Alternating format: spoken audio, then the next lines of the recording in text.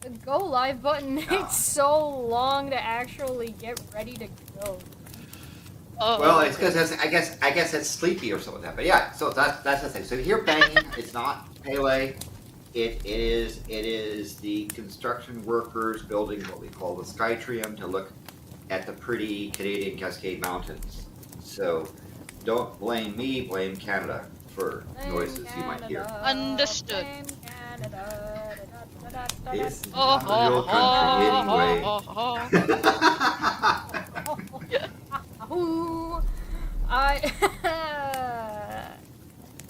How I feel about that. Oh, just a heads up, we do have to gotta do a thing. We gotta do a thing? I slept. We have a thing? Man, and I passed out for 2 days. Excellent, excellent. You were catching up on your goblin sleep. Or do goblins hibernate? Hibernated for 2 days. Hmm. Oh boy, oh boy. Oh, I didn't. Did you dream of sane social media content? I don't even know if I'm.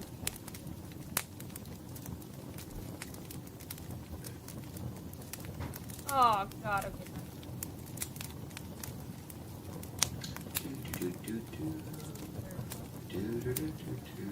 Give me.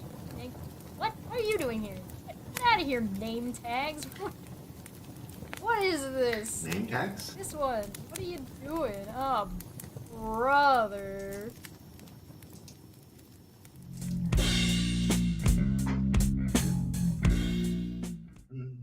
Hey everybody, welcome to Debate Hub, where we're talking about volcanoes. Hi, we're here. Maanya's not back yet. I don't know what's going on. What is life?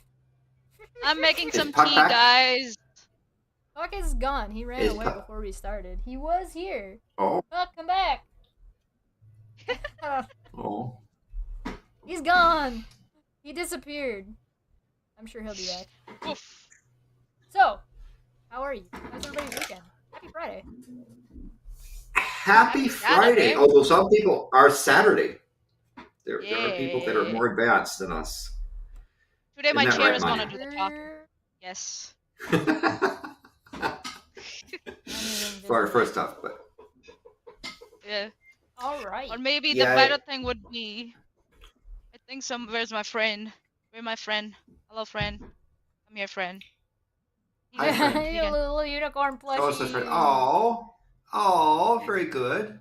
Yay. Yeah. So there's a plushie. At my previous workplace, a lady made these, but she made them like on order, and her condition was you donate to a charity of her choice. So that's what I did, and she sent me that. So yeah, it's so cute. Yeah, I love it. It is very cute. Oh, it's very cute. Very cute. I got something else also. I forgot to take it off. Chesh, I think so. I sent you that. Maybe I'll use them this today for companionship. Hold on, where are you? It goes something like woo. Uh-oh. This is gonna be some Pokemon nonsense. I know it. I feel it. I love Pokemon nonsense. Yeah, anybody, welcome to Debate Hub. We talk about lots of different things here. Right now we're talking about volcanoes. I do have something that I'm working on in the background that's really fun, and it's gonna be titled "That Time I Was Blocked By." And I'm inviting a lot of the people who do like young Earth creationism and like all that kind of good shit, so they can tell me, like, they can talk about amongst ourselves about the funniest times we were blocked by somebody over what. I think that'll be a lot of good fun. So surprise, it was us. Maanyaa, are you all right? I'm fine, man. I'm gonna be there with you shortly. Just have some patience with me, please. Sorry. I decided to go. No problem. Just get distracted like right at the last minute. This is We're professionals. Whoops. Well, yes. Yes, we are professionals. To borrow Dapper's phrase, but we also have. I apologize. Pele's mug is being washed in the dishwasher, so I have this mug with cafe instead. I was just drinking. So that. I'm gonna have to drink some wine later tonight, but I don't know which kind of wine it's gonna be yet. So I'll have to inform you later. What are those? You don't know which tea you're having yet. Which wine? It's a cute thing. Oh, which wine? Let's Which wine? get you. He got you. I am going there. Okay, So for this to work, All right, Landon, you ready to dive into us and tell us what's been going on and in the past month? I'm just also checking that the Canadian chickens are not back. We've been having problems with illegal chickens crossing Trudeau's ditch from Canada, coming into the United States, and doing chicken things. Clearly, you need to work on your border patrol. Well, I mean, it's all the invasion coming in from over there. Chicken invasion. They're gonna. It's the great chicken replacement. God. But that's okay. On the other hand, I was doing an experiment to compare Tim Hortons double doubles at 5 different sites. I went and actually got to test the theory, and yes, it is true that even though it's supposed to be standard, there is quality differences between Hortons. Yeah. Oh, absolutely.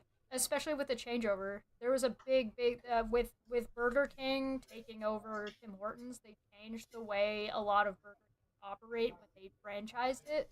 And so the way they do it now, and there's like actually been pretty big controversy about this over the past couple of years, is that the warehouses, like the Tim Hortons warehouses, charge way too much for like the sugar and like base ingredients.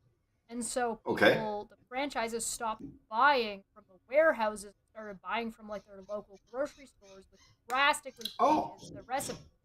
Yeah, so it's like it's a whole situation. There's like lawsuits and shit flying back and forth. I don't think any of them have resolved, but it's been a while since I checked them.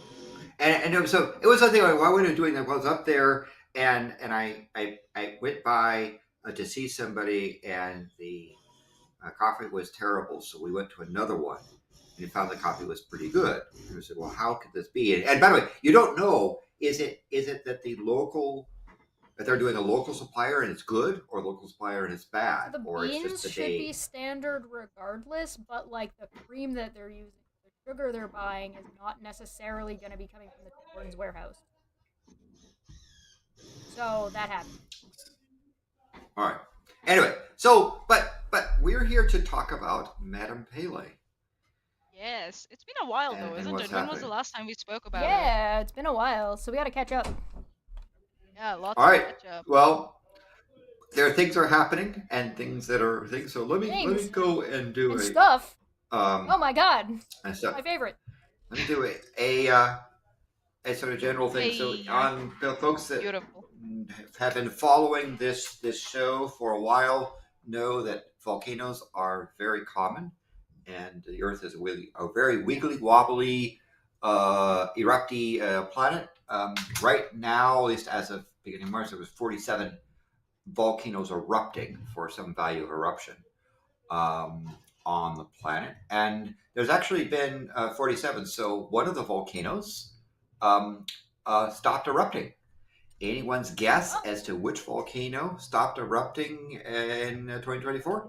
Iceland. No, it's actually erupting. It is. Damn it. Kilauea.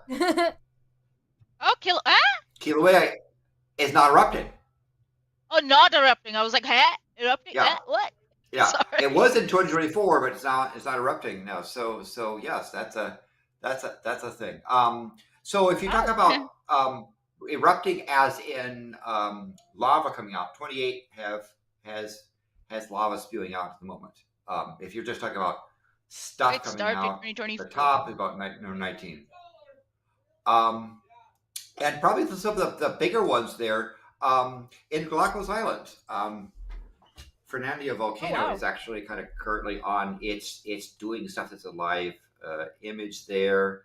Although its sulfur dioxide emissions are only 576 tons. So it's not much in the way of gas. I mean, not like is there, but not like Kilauea. yeah. So, but it still is. It's doing. It's got stuff going down the side and so forth. So, in the Galapagos Islands, one of the islands, obviously not the entire set of islands. The other one is also in Kuril Islands in Russia. They have explosive stuff that's doing things, and it's been going boom. And they've had plumes up, 3,000 meter plus, spewing ash around in the area.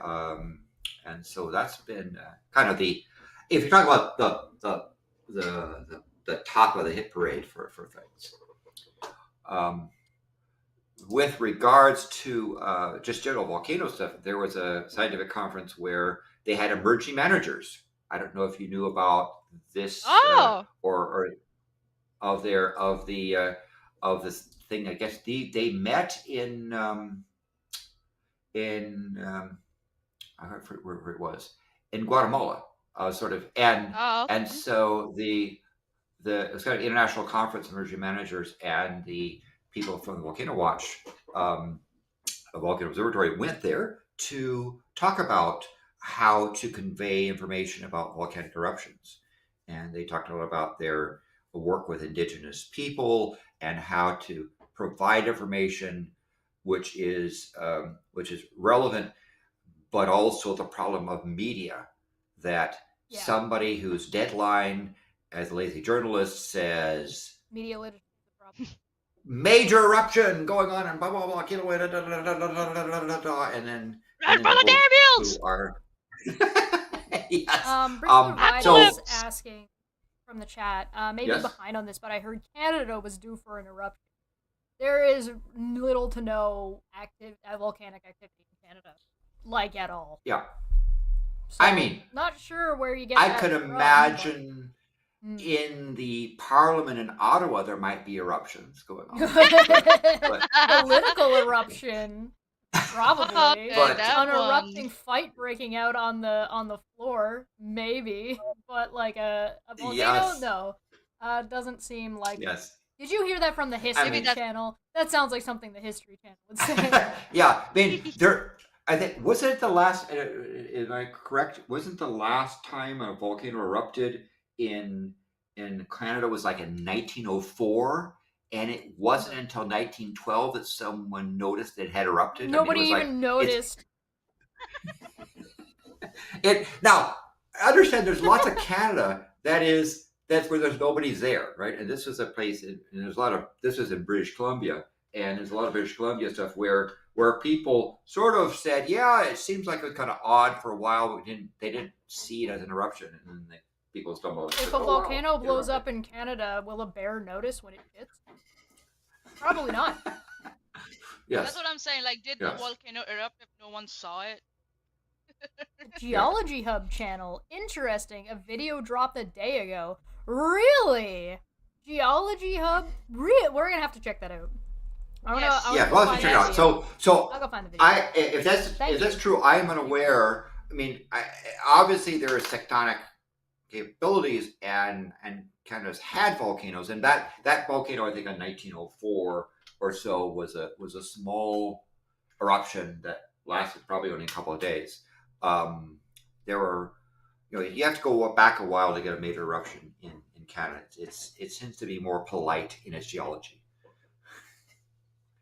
I found it. So anyway, but that's do we want to look at it right now? Sure. It's only a 4-minute video. Sure. Let's see. Okay. Sure. You keep talking. It's gonna take me a second to pull it up. But so Maanyaa, I don't know if you're involved in emerging management stuff, but I don't know if you're aware of that particular Cities on Volcanoes meeting in Guatemala, Antigua, Guatemala. No, I wasn't aware about that. But you might want to check that out for stuff, since you allegedly live in a place has lots of volcanoes. Alleged. That's the key word. Yes. I sit on top of a rift, guys, like two tectonic plates coming together, and just like sitting there waiting. Yeah, everything's fine. Yeah, everything's fine. Yes. That fucking ridge goes right through the New Zealand, like start to finish. Like, everything's fine. Yeah. But on the other hand, if there wasn't for the ridge, you wouldn't have a New Zealand. You just have ocean. Right? And the best thing I like about New Zealand is it doesn't have like snakes or anything like that. Anything dangerous doesn't have anything like that. So yeah. And Australia is totally opposite. It's like you can die if you step into the other room. Yes. If you don't have your ground harness properly strapped, you can fall off. All right, we're gonna be able to watch. Ready? Okay, let's see what happens. Let's go. Name is. I want a lot of biscuits. Why do I want a lot of biscuits? Alright, you're not gonna be able to see my face, but nobody cares. It's fine. Alright, let's see what's going on here. I got the volume turned up. Hopefully you guys can hear it.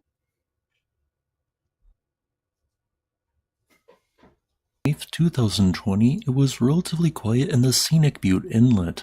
It was 6:53 a.m. and due to the time of year, only a faint glow was visible on the horizon as the sun would rise 70 minutes later. Suddenly, a large roar became audible as a section of a mountainside east of Incisor Peak collapsed all at once in a massive landslide. Moving at a speed of 160 kilometers an hour, the 18 million cubic meters of rock only took 11 seconds for this landslide to strike the northern end of Elliott Lake. Quickly displacing large volumes of water, the cold lake water lurched upwards, forming a towering wave. A mega tsunami had just been generated, which peaked in height at 107 meters or 350 feet and seemingly towered over every tree in the vicinity. As this massive wave advanced further from its source, it struck down large swaths of coniferous trees that lined the valley walls, sweeping them away by the thousands.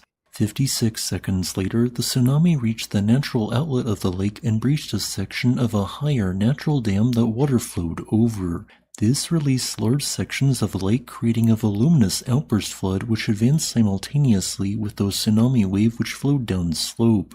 As additional vegetation was stripped clean away, the dense sediment carried in the outburst flood quickly carved away at the bottom of Elliott Creek, scouring it, making it 5 to 20 meters deeper. Around 5 minutes later, the flood waters reached an alluvial fan 10.6 kilometers downstream, allowing for congested sediment being carried to spread out in the shape of a fan.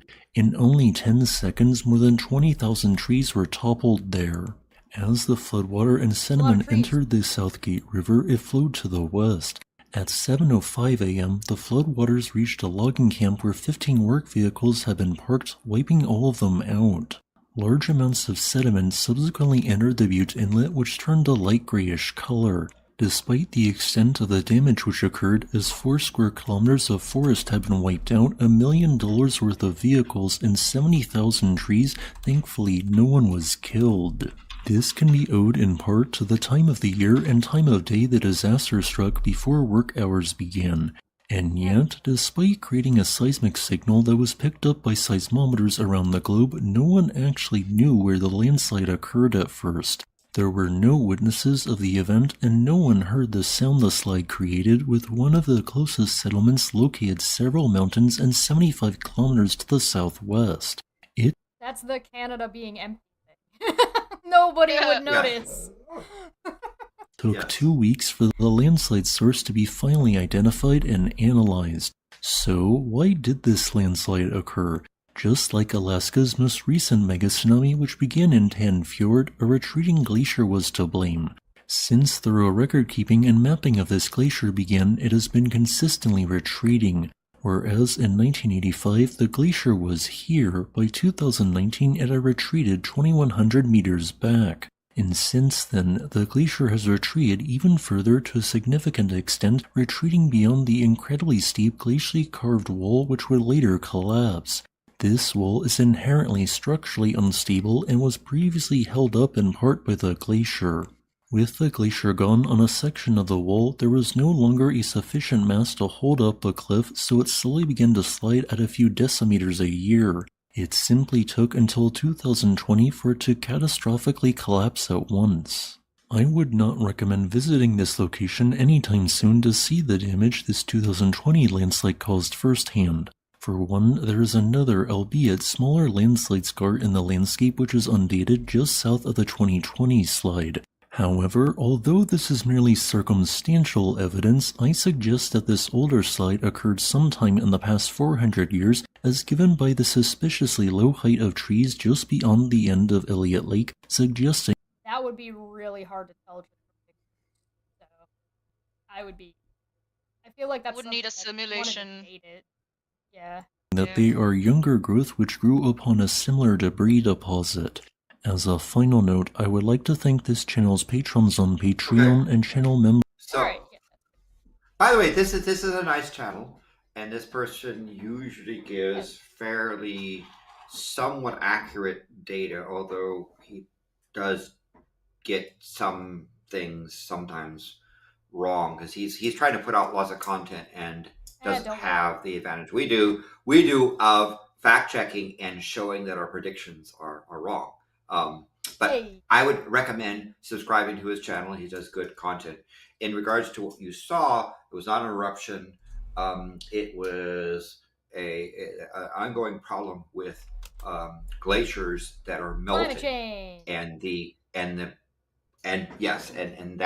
that's most likely due to climate change, and that the glacier no longer holds up unstable ground, and it went slide and swoosh. But like I said, there's a lot of stuff in this Butte Inlet in British Columbia. If you want to find information about it, there's actually a good bit of information. I will put it just in the slide notes there. There's a nice Wikipedia article. Well, it's whatever the thing is. It's the well, it's the sides chat thing. Yeah, it's the active slide notes. Some people use the slide notes. What are we, professionals? Get out of here. Yes, well, yeah, it doesn't look like it doesn't look like it's a volcano. It doesn't look like it's going to be an eruption, but it does look like receding glaciers due to climate change have caused a landslide and tsunami that had at least would have shown us some kind of magnitude on a Richter scale. And Canada is so empty that it took them 2 weeks to find it. Yes. So, Bridge the Divide is trying to share a link of the actual video they were referring to. I'll mod you. Oh, that wasn't the link? Oh, sorry, my bad. Hold on, I'll mod you so you can do it.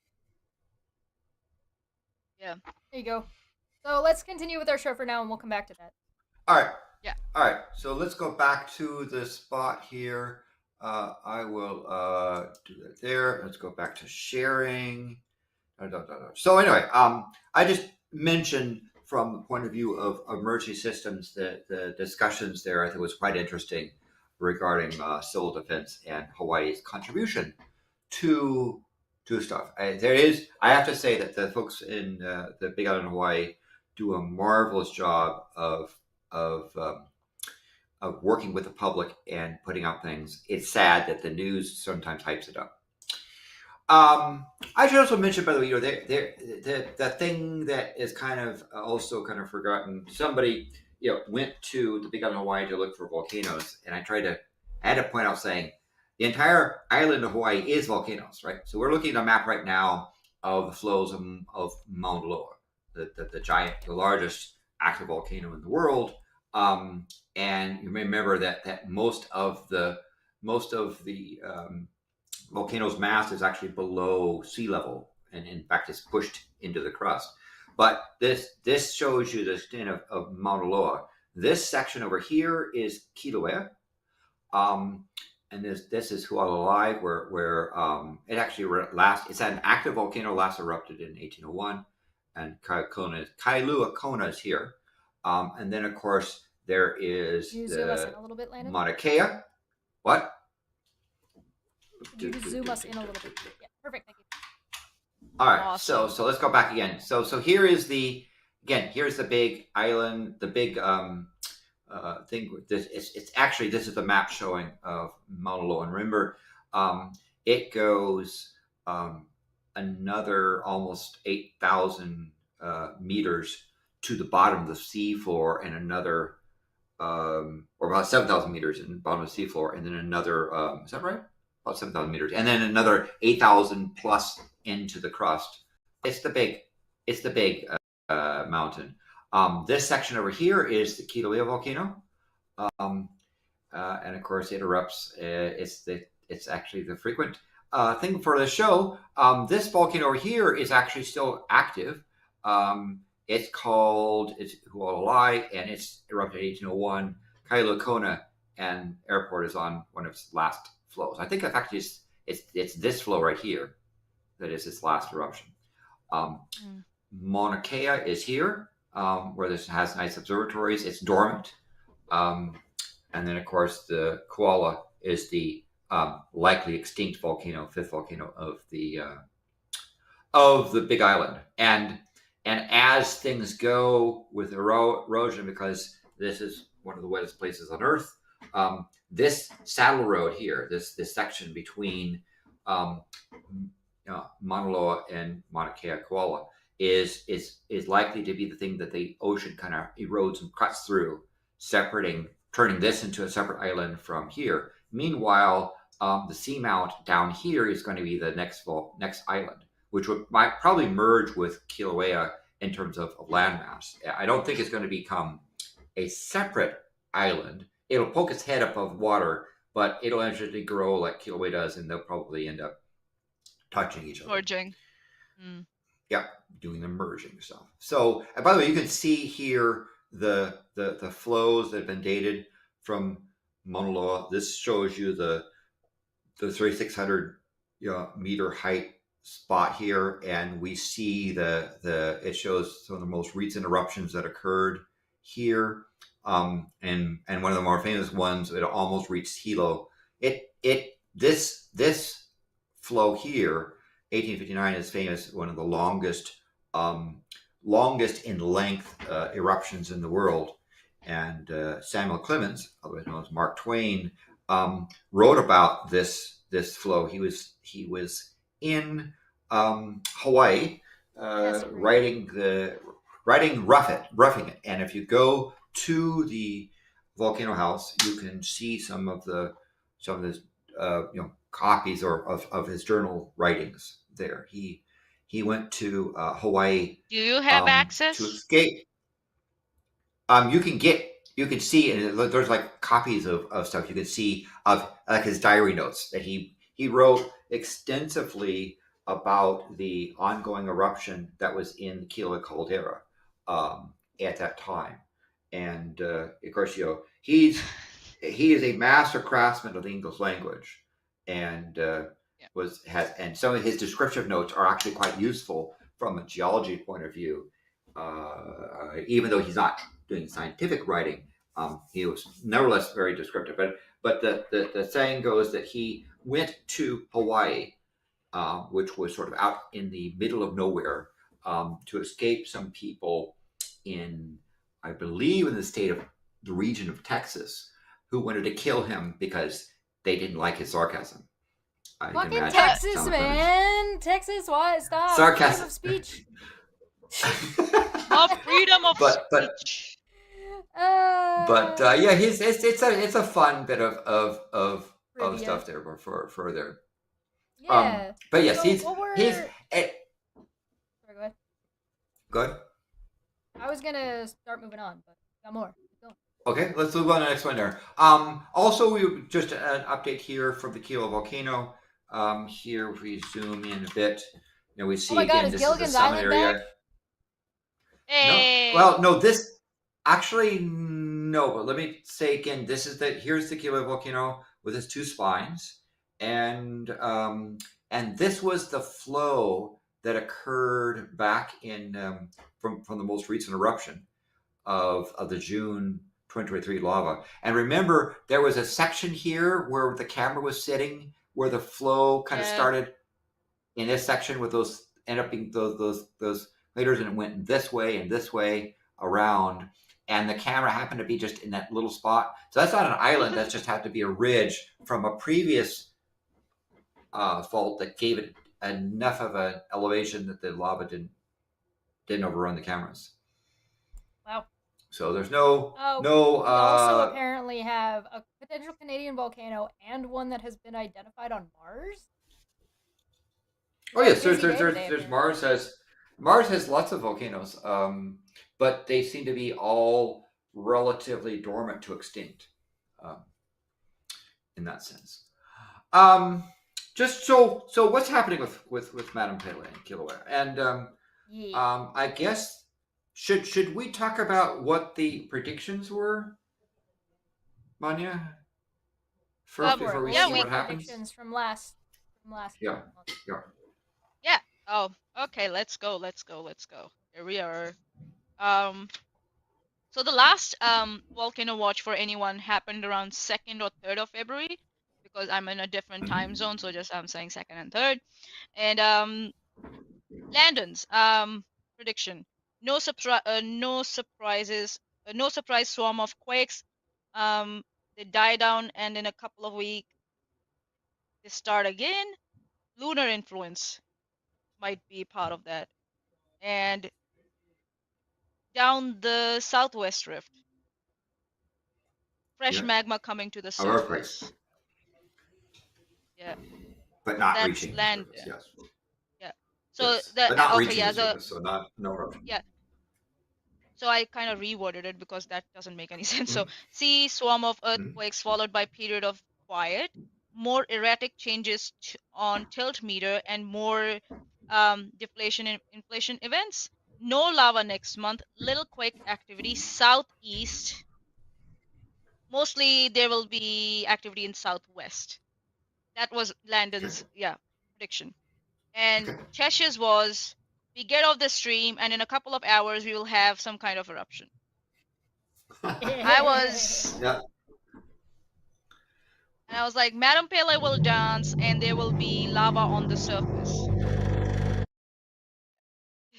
And Alicia said, gonna explode by Valentine's Day. And April was, will erupt in 3 weeks. Czar from asked about Iceland, large eruption and dangers, blah, blah. Yeah, so those are the predictions. Those are the predictions from last episode. So What we got, I Landon? think, yeah. Well, first of all, Kilauea is not erupting. It has not Okay. erupted since the last time. And in fact, they have lowered the aviation color code to yellow. Aviation color code says what is the risk of an airplane flying over and ash clouds getting into their engines and doing bad things. So it goes from green to yellow to orange to red. Um, it's like that those old TSA terrorist threat level stuff, but this is the aviation color code. So what they're saying here is that there's little chance of, but possible, but little chance of Kilauea sending out an ash cloud. The volcano alert is advisory, saying it's not a a quiet. It is unrest. It can be up to a watch, a warning, or imminent eruption. So no, nothing there. There are earthquakes. In fact, this particular thing, they had 40 earthquakes in the summit period over the last week. Which is, and we'll see from the earthquake stuff. It's not like we had the swarms of our previous time. The sulfur dioxide emissions were only 85 tons per So that's day. almost the So same it's as last again, time, yeah. yeah. So it's essentially, that's probably within a margin of error of saying that essentially not much gas is coming out, and the quakes are relatively quiet. Let's look at the tilt meters, because tilt meters are important, Hey. and we'll zoom. Over the past 2 days, you see this sort of erratic sort of thing. There looks like you can see in the past week what's sort of like a weak deflation, inflation stuff. This looks like a beginner deflation event. This little spike here is due to an earthquake somewhere that caused things to sort of be rattled. And there's kind of anemic deflation, inflation events over the month. However, you look at the month, you do see DI events. This is a deflation, inflation, deflation, inflation, deflation, inflation, deflation, Yeah. inflation. Little scaling But upward. Yeah, and it is tilting upward. We gotta go in and out with Landon a little bit because some of that's a bit much. Sorry, go ahead, Landon. Yeah. So this is, as I say, it's the past month they've had some things, but it's somewhat erratic. Let's look at the distance here. Well, we had a drop, basically a drop down of the summit, a contraction of the summit in February. This was remember we had all those swarms of quakes, earthquakes in the southwest with rift zone where it was moving there, and we said the magma was on the move. Well, this is sort of the proof that the magma was on the move because it moved from the summit down the spine. And since then, it's been expanding again. So this was not an eruption, but definitely magma movement. Right. In the larger scheme of things, it's a blip. But you see, we had this eruption and this eruption, actual eruptions, and this eruption and this eruption that had a set. This was a case of a major contraction, and there was no eruption. Yeah, it's moving somewhere else. And in fact, it's moving down the spine. So if we look at the earthquakes, like over the past week, we see there are earthquakes. These swarms of earthquakes are the ones in the deep Impala region. If you look over here in the summit area, you see that there are a few quakes. This is they're talking about these quakes in the summit. I mean, over the past week, they had 36 quakes. So not the dozen per hour. And you see a little bit of this southwest rift zone quakes going on, but not much. And these are relatively shallow quakes. This is probably that part of that magma tube underneath where it is sort of the result of the magma intrusion kind of cracking, but obviously there's no gases being detected in this zone. There's no so magma moved. Yeah. We know because this summit area contracted. We saw again coming back to the thing. We saw the big drop, but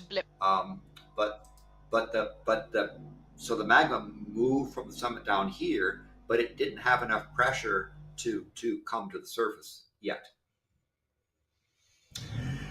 If you look at what Kilauea looks like in a moment, here's a live picture of the Halimau down drop block area, and you can see stuff is still sort of warm, steamy stuff from the previous lava area.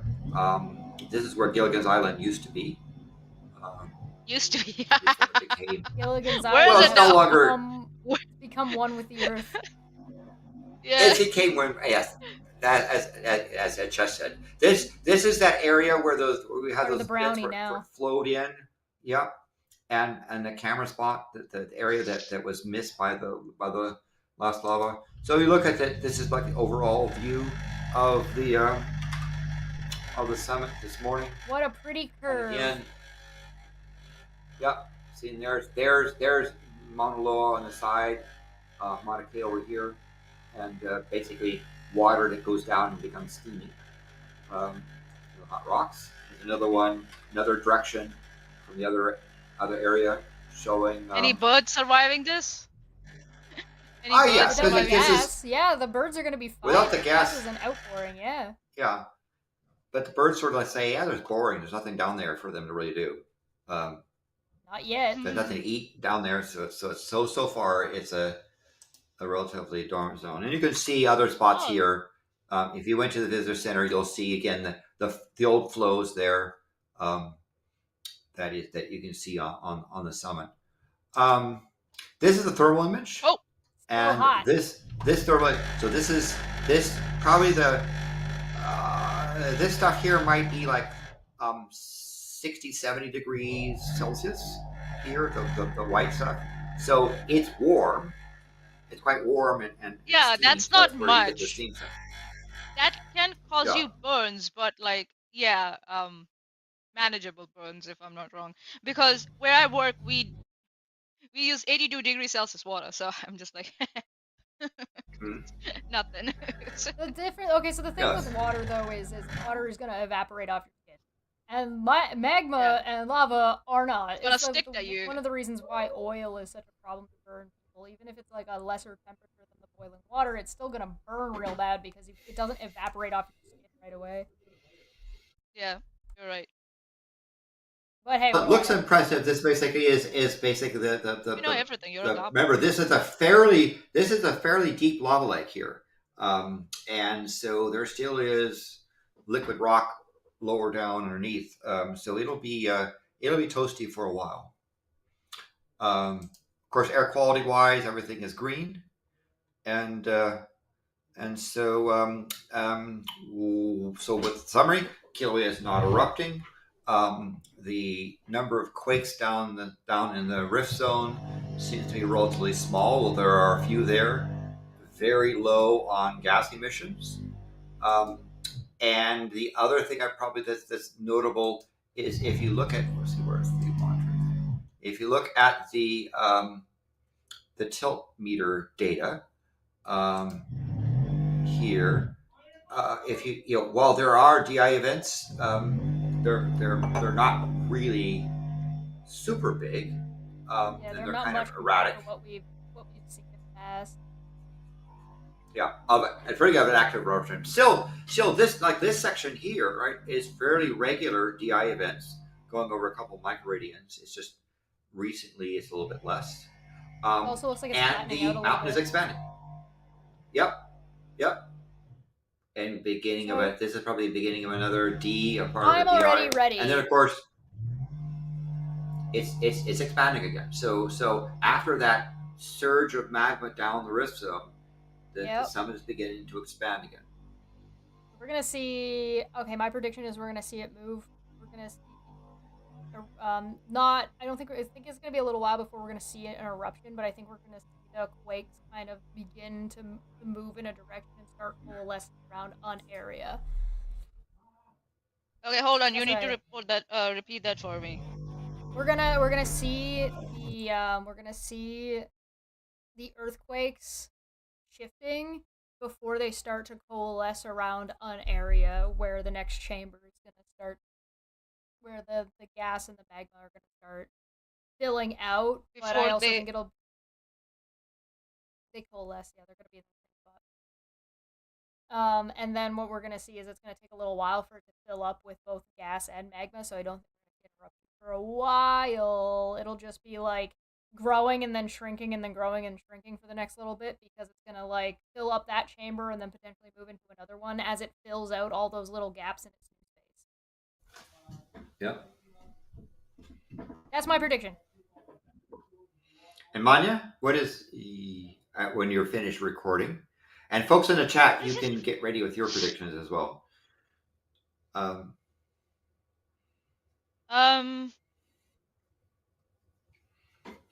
So these are shallow earthquakes, right? These are not. Yes. And last time we had deep ones, right? Well, no, they were shallow as well. They were just a lot shallow more. As well. Yeah. A lot more.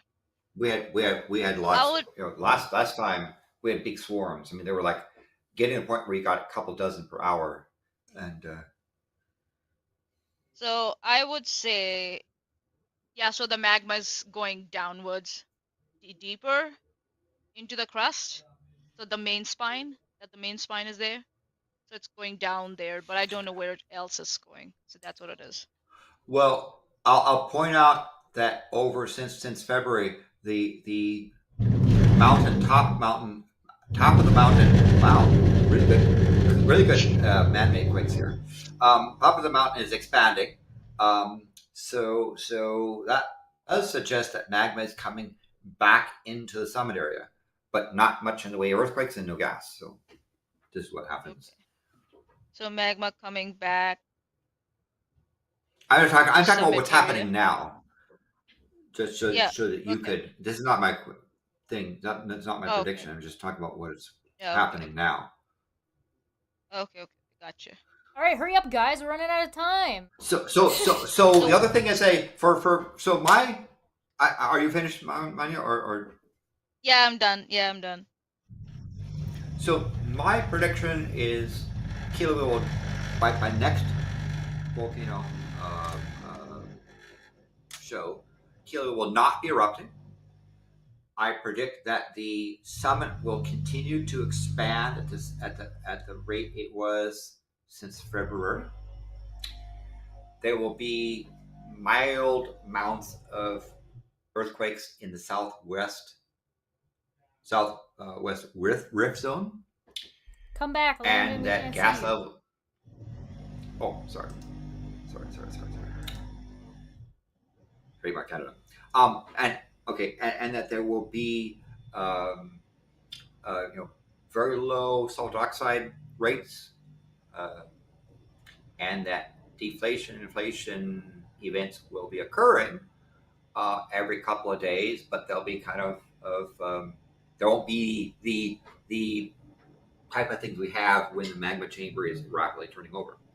Nonetheless, if you looked at that past month, there were DI events that are coming every. So okay, let me be more clear.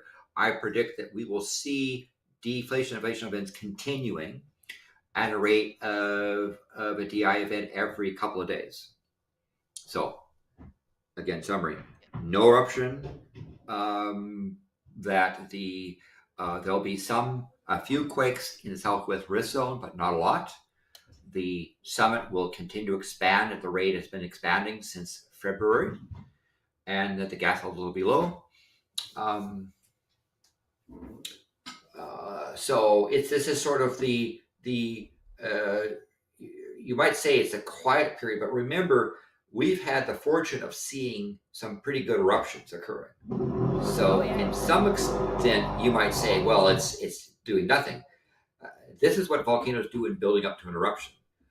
We've just gotten used to it going all the time. Yeah, it's been fountaining for quite a bit. Is it just me, or is it Landon's in the past year have Landon's what's the word? Predictions? Have Landon projections gotten more specific? Like, is that just me? Yeah. Yeah. I don't know. Maybe you guys tell me. Vote in the chat. I'm not making a poll. You tell me if you guys think he's gotten more specific. We do have one other thing to go over today, by the way. Please. Sorry, go ahead. Please. Are there other people in the chat that have have predictions? Is saying. April says. Oh, hi, April, with lots of Y's. One big quake and some minor. No eruption. Okay.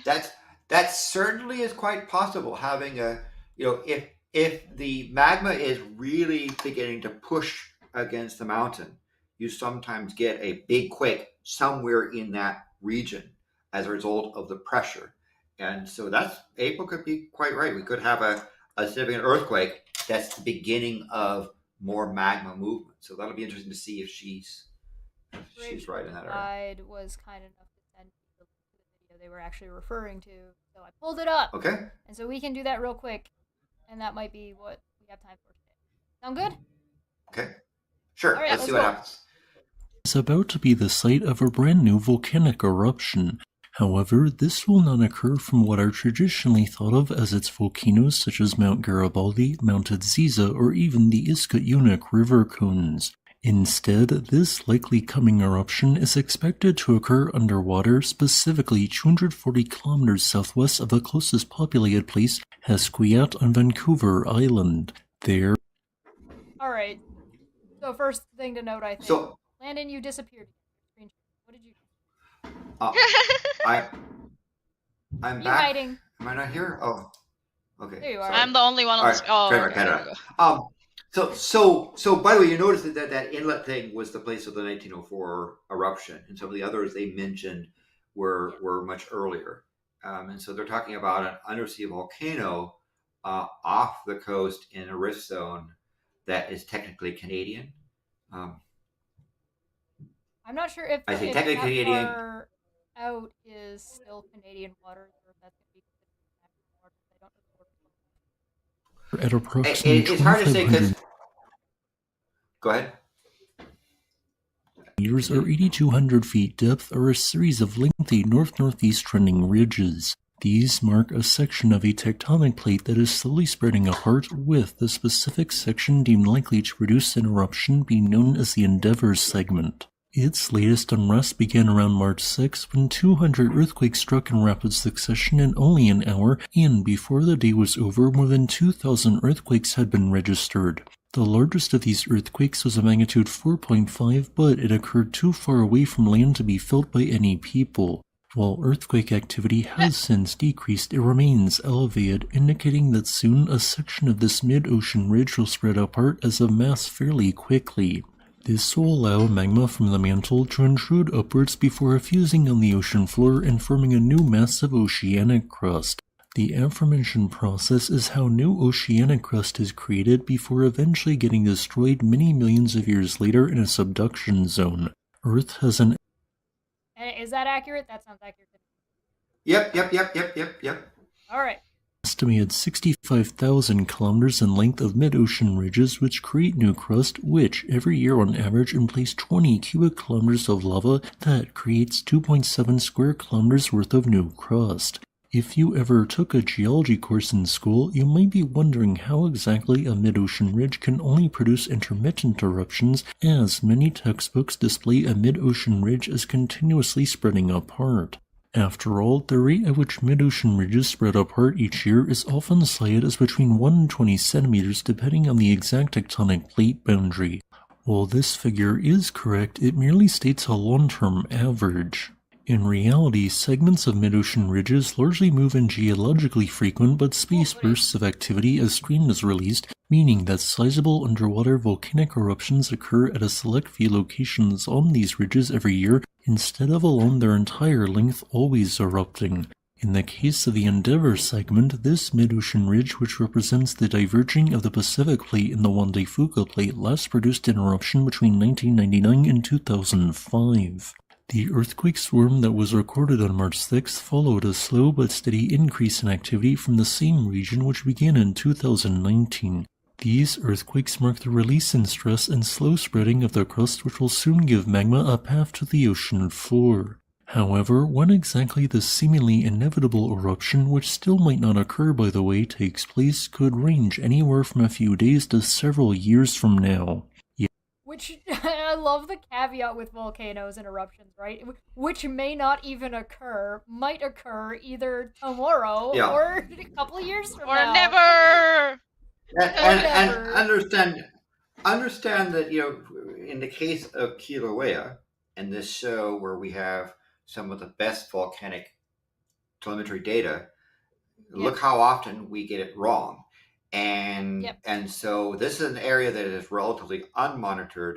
And so the thing I would say, on this thing again, he's generally accurate data. Where he sometimes goes astray is in almost hoping for an eruption and leading his comments that direction. But look at in Kilauea, right? We have sometimes huge earthquake swarms and no eruption, right? Magma moving and no eruption. So yes, there were it's a floor spreading between the Juan de Fuca and Pacific Plate, and yes, there was an earthquake swarm. But Kilauea's had big earthquake swarms as well. Will it erupt there? Yes, sometime. Is an eruption imminent? Well, one, we don't have the kind of data that we do even in Kilauea, so to be able to say yes or no is really stretching it, right? It's just like, it's a very large, and it's difficult to say, like, I'm not picking on this guy, right? Like, I don't pick on this channel because it is very, very difficult to make predictions, and like Landon was saying, on the volcano we've been watching for a year with a shitload of data, where this guy's looking at a volcano that is not, or like a tectonic plate, that is not very well monitored, that is under the ocean, that does not have this kind of telemetry, that does not have this kind of data, and he's saying, well, this thing that could not occur could occur within like a couple of weeks or a couple of months versus like a couple of years or never. Is this video the most clear about the way it's disseminating that information? I think we could probably pick on that a little bit, but there's not a lot of the point of reference, right, is what I mean. like the perspective and the point of reference. Yeah. Is difficult. And I don't want you to criticize this channel. I would highly encourage you to subscribe to this channel and follow, because he gives a lot of very useful information all over the world and general information about eruptions in general. Oh yeah, it's a matter of always but it's being very difficult. critical, and yeah, it's very difficult. Yes. To make these kind of predictions. I mean, if I were to say, what would say for the Endeavour Seamount is, yes, the plates continue to spread. Yes, there are earthquake swarms. And will this lead to an eruption eventually? But we have no way of knowing when. Well, he said they said that it was this seemingly inevitable eruption that might never happen, could happen within the next couple of weeks to the next couple of years, and that's a very confusing sentence. Yep. Yes, and this is a what problem. It says on screen. Well, what I could back, say is, in the end, just keep on a lookout for this region. Maybe that's what the message is. I think that's a good idea. Yeah. And understanding, back to this is part of the thing about that, of the Cities on Volcanoes meeting in Guatemala, is that the press can pick up on something like this, right? If it's a slow news day and someone says, "Never Seamount, eruption imminent, Canada's becoming volcanic," and again, it's not this person's fault. It's that the press goes forward, and well, it also don't understand, and the algorithm is also pushing that kind of content. Like, it wants that daily content. It wants that drama to make what you're saying actually ever be heard, right? Yeah. Also, like, if a news organization is trying to present this data or this information without anyone who has a background in that area, they can make the mistake of like making it sound worse than it is. And even if they do have an expert, how much are we going to guarantee that that expert is going to be pressured to make everything look bigger than it is? You know, like we talk about, volcanoes are a regular thing on them, and they was like, this volcano is something to watch out for. So the difference, like the tonal difference. It's like the news, the news media, they have to start like a scientific stuff, which is like, as a matter of fact, is different than what you're trying to do. Oh my god, run for the damn hills. You know what? That's a conversation for another day, because we could talk about this forever. So I'm gonna hit play on this so we can get a little bit further, because the video's almost over. Yet, if and when it does occur, scientists will likely visit the erupting region via submarine to record a process which is not often directly witnessed. Mid-ocean ridge eruptions. I don't know how true that is. Yeah, nah. Underwater eruptions with submarines. That could be a little bit problematic, but minimum ridges occur. Iceland is right. That's above the ocean. Below the ocean, it's less. It's a bit less monitored. So he's right in that. Should there be an eruption ongoing, it'll be a good place to come in and learn, right? Because of but what about the underwater submarine thing? In this submarine that looks like it's from fucking space. I would. If I had a choice, I would send down a robot. I wouldn't want to be in an area just saying. Because you don't know if this is a cranky volcano or a mild volcano, and you don't know the lay of the land. I mean, it's hard enough approaching Madam Pele with respect. Having something like this happening, I would send a robot down. That's a little bit. I think that might be a little bit too much speculation for me to not be a little bit critical of. Mid-ocean ridge eruptions account for 75% of the 80% of submarine volcanic eruptions which occur each year, and due to their remoteness are largely understudied. Thankfully, in my opinion, there are no dangers such an eruption will pose to anyone in the United States, Canada, or beyond due to it being completely effusive, confined deep underwater, and far from. That's dangerous. Yeah. That's a dangerous thing to say. That's a dangerous thing to say. He's saying it's not. I say it's not dangerous, but the problem is that if you play the History Channel game, you take the first and other section about tsunami, mega tsunami creates bubble. Look what it did, but it was fortunately that people escaped and weren't trying to work that day.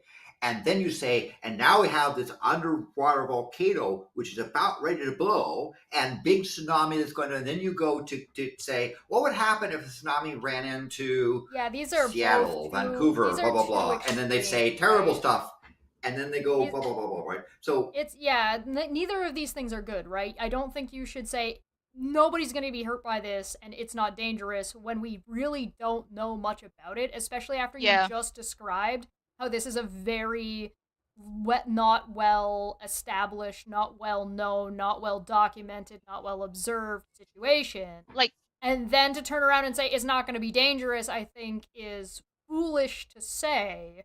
But I also don't think it's not a good idea to pretend that it's going to be something that it's not going to be, because the answer is you don't know. And because you don't know, you shouldn't be saying things that could making any predictions around that one way or the other. It's because, like, there are, especially if you're going to say because it's confined underwater, it being confined or being completely submerged does not inherently make it less dangerous. Yeah. Actually, it might act as a pressure cooker. It might actually act as a pressure cooker. Yeah. I don't like that. That is something that I'm not a fan of, especially if you're going to be like, because we just saw, like, in the previous video that we saw, that they showed how, like, an avalanche occurred, like, way back into a glacier, and by the time it reached a region where there were people working with vehicles, it just swept them away, right? So things can happen out of the blue. I don't think you should be. I don't think you should be fear mongering this. I don't think that's a good idea either. I No, don't think you should be like, no. oh, look out, this volcano is super duper dangerous. No, but I don't think he should be saying that. Oh, in my predictions, nobody could get hurt from this. I'm like, that's not you. I don't think that's we what know I'm saying enough about this, but you know. The response to this is an area, active tectonic area, which has had volcanic activity. And that the response to this is, if you are living in a coastal area, you should review your tsunami warning plans, and you should participate in Tsunami Watch, and you should plan on the yearly thing about your tsunami practice stuff for what happens, right? That's the responsible way to go about it. If you ask me to predict between now and next volcano show what will happen in this region, the answer will be that probably nothing. But the answer to volcanic eruptions underneath the sea is by the way, usually the tsunamis come from an earthquake as the onset of a swarm, not the volcano going boom. But take a look what happened in Polynesia with that one volcano that went boom. You can't always tell.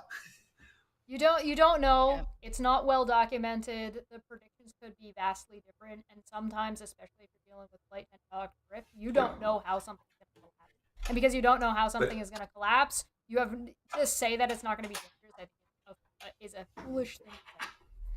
Foolish thing. Yeah. So, but do subscribe. I hope you put a link to that. Yeah, absolutely. Yeah, go check him out. I'm not saying to this person's channel. Yeah.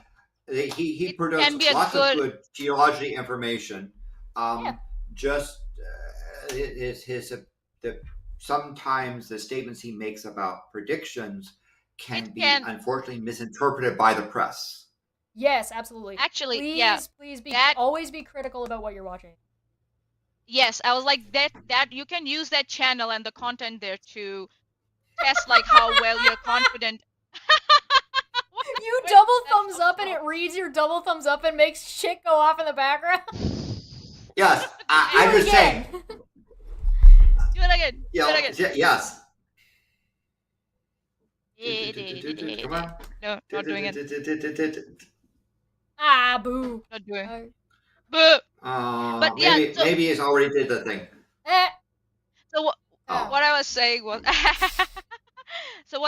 was, you can use that channel to exercise, like, how well confident you are in your knowledge about volcanoes, earthquakes, how they happen, how and you get critically your information across matters. Yes. So you can use that channel as an exercise. Yeah. Be critical of this channel. Yes. Too, right? Yes. Absolutely. Yes. and we are probably, however, the first ones to say that we laugh at our often lack of accuracy of our predictions, right? It is really, you can say Kilauea will erupt again with pretty solid certainty. When Kilauea will erupt is much harder. Much harder. I don't think we would ever say whether or not something is going to be dangerous and whether or not because that's not. There are professionals that do that. Our job would be to say if this erupts, it could be dangerous. Don't swim in lava. Don't try to swim in it. Yes, yeah, and understand as well. We can encourage you to visit the Hawaii Volcanoes National Park and to see Kilauea. It is one of the nice non-cranky volcanoes you can actually see and visit, and if you return you can see changes, right? You can see geology in action, and I've only seen it once in my lifetime where the volcano scared me enough to say I'm leaving, right? And it's only been it's only had sort of three bad things happening in the last 400 years. So, and it would be very, very, very, very, very surprising if something bad happened between now and the next volcano show. All right, we're gonna take off. Thank you so much for joining us. We'll be back on the 30th for the next Tavern. We'll also be back for Dumb Fact Friday next Friday, and they're gonna see some stuff live here, there, and everywhere. And tomorrow is the. So what? Okay. Maanyaa? Go ahead. Go ahead. I was just saying, do we want to? We'll do that after show, I guess. The date for the next volcano show. Yeah. And if I can also put in a plug tomorrow, there is a show on Madlad 1998's channel. The essentially it's the history of the cosmos. Let me put a link over here for all. I'll drop it. And unlike the last show, let's see. There's the. I guess the. Did I do the right thing? Yeah, I think. I think it's this thing, right? I think is that. Yeah. Is that the right one? Let me just make sure. You sent me a Twitter link. I'm sorry. That's not the thing. I'll get there in just a moment.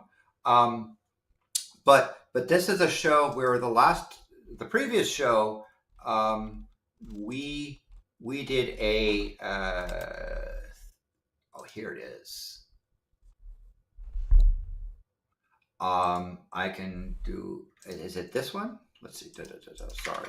Oh my god! I have to go. That might be the one. I'm sorry. That one.